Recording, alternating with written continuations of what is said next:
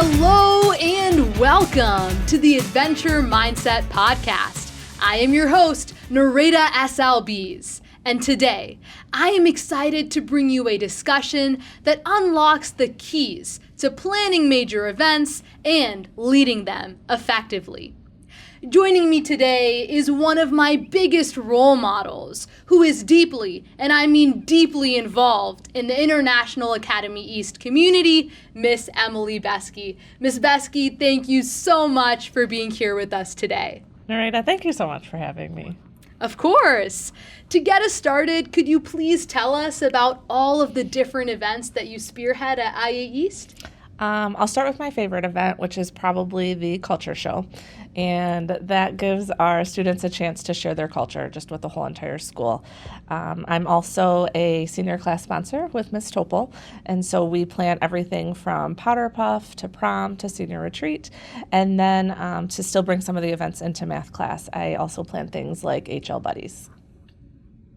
And for our viewers who might be wondering why we have quite the change of scenery today, a lot of the events that Ms. Beski spearheads are meant to put her students in the spotlight, give them a chance to shine, step outside of their comfort zone, and try and even fall in love with new things.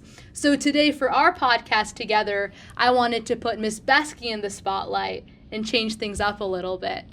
Now, Ms. Beski, having been a part of, I think, almost everything that you do at IA East, one thing that really stands out to me is that the events you lead have so many moving parts, but as a participant, everything seems so flawless and everything seems so perfect, even when that might not be the case. So the first question that I want to ask you is, what is the secret to organizing such big, meaningful events so seamlessly?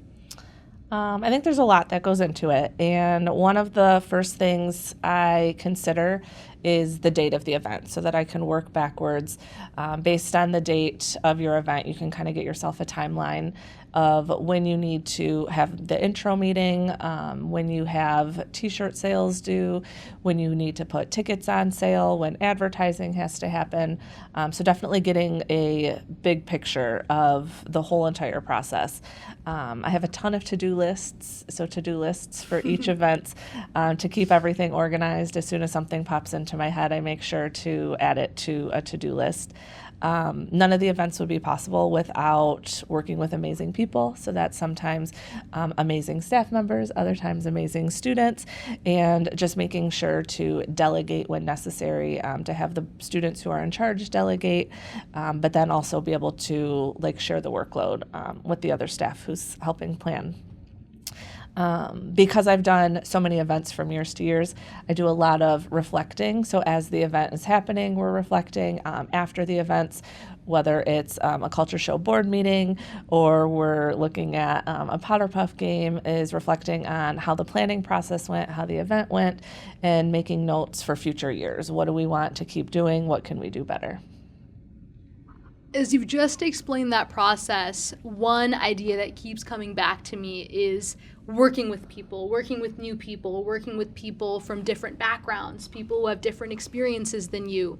And I think that for a lot of students that can be intimidating. This idea of working with someone you don't know and having to plan an entire event or an entire program with them. So I want to ask you, how do you navigate working with new people and ensuring clear roles in a team setting? I think the most important thing is probably assuming good intentions. So most of the people who have signed up to plan any of these events are doing so because they want to create a fun event or they want to create an opportunity for students to be able to share their culture. And nobody goes into that with any negative impressions or any negative ulterior motives, but everyone's going in with I'm trying to do my best. So I think as long as you assume that people are trying to do their best, that can help with maybe some disagreements that might pop up, or helping maybe show empathy with others when maybe their opinions are a little bit different than your opinions, or you disagree on the best way to handle something. You know, when I think back over the past 4 years and I think about all of the leadership work that we've done together, I think about all the times that I've come into your classroom being like, Miss Beski, I have this conflict with these people that I'm working with. I don't know what to do. And you always point me in the right direction. So what advice would you give to the viewers watching today about how to handle any conflicts or disagreements that might arise when working with other people? I think starting off before any conflicts happen is to set up clear roles. Whose job is it to create the advertisement? Whose job is it to send the emails? Whose job is it to create the Google Forms? So definitely having clear roles as to know what you're responsible for and what other people are responsible for. If you are somebody who typically takes initiative, making sure that you're not taking initiative on every item, but also letting other people step up to do their leadership, but also knowing if you haven't taken initiative recently, don't let another person step up and taking all the initiative. If those conflicts do happen, I definitely think reaching out to an adult in charge or a counselor just to kind of get some extra input on the best way to approach that and how to handle anything that just happens naturally with the planning of events.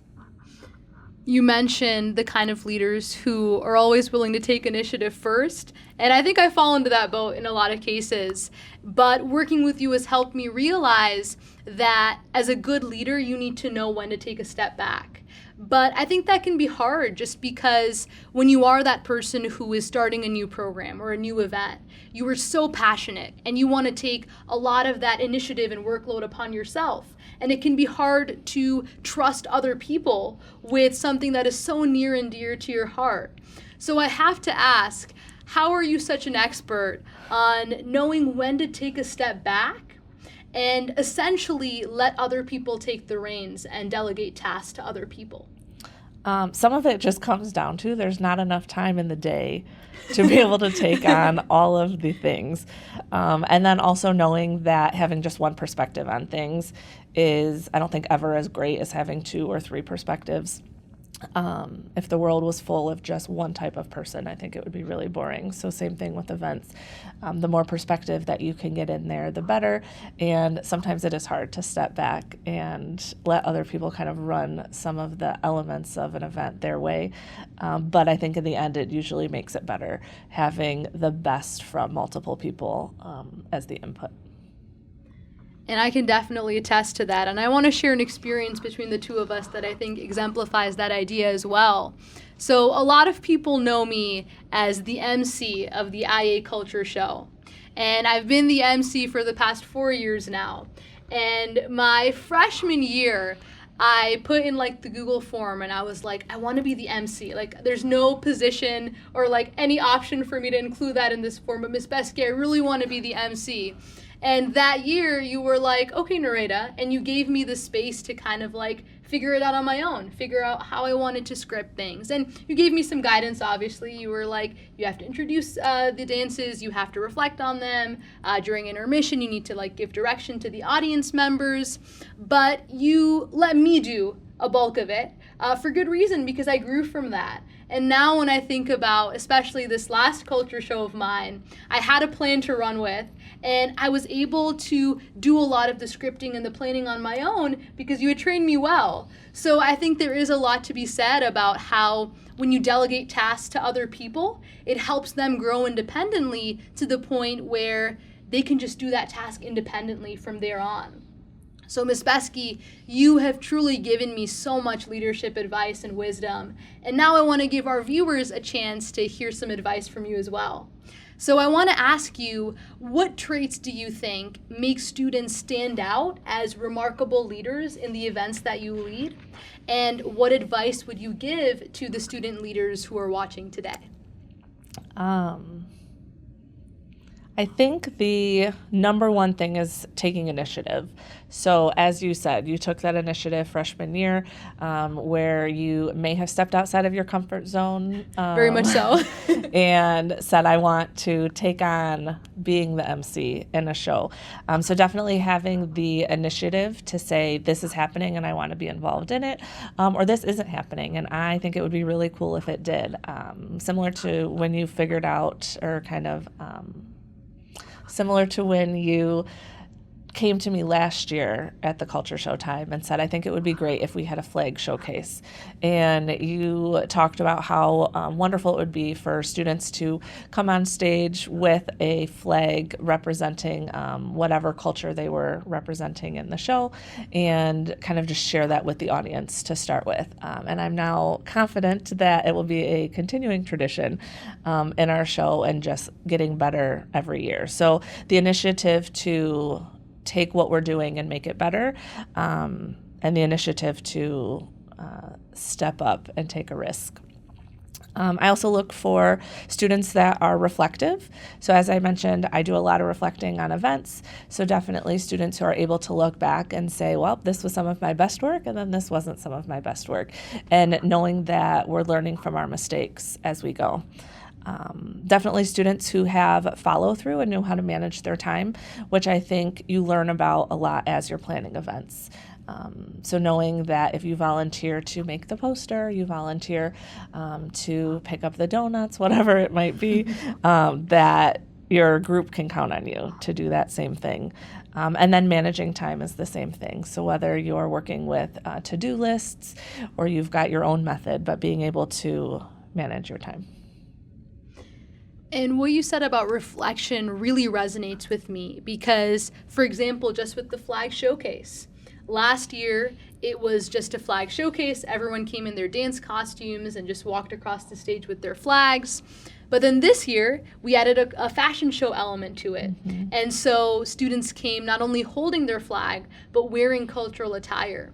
And so reflection, I think, is truly something that elevates leaders and helps you realize that you should be open-minded. You should recognize that every mistake that you make is not just a mistake. It's an opportunity for you to become a better leader, which is what leadership is all about.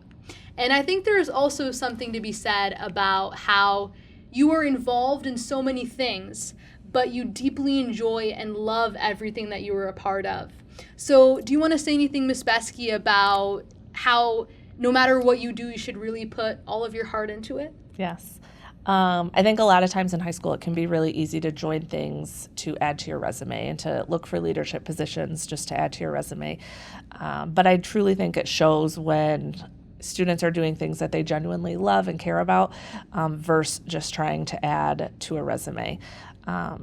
Being able to put your passion into an event or put your passion into anything, I think gives you a lot different outcomes, a lot better outcomes. And so definitely seeing the passion that students bring is what keeps me motivated and keeps me wanting to do it.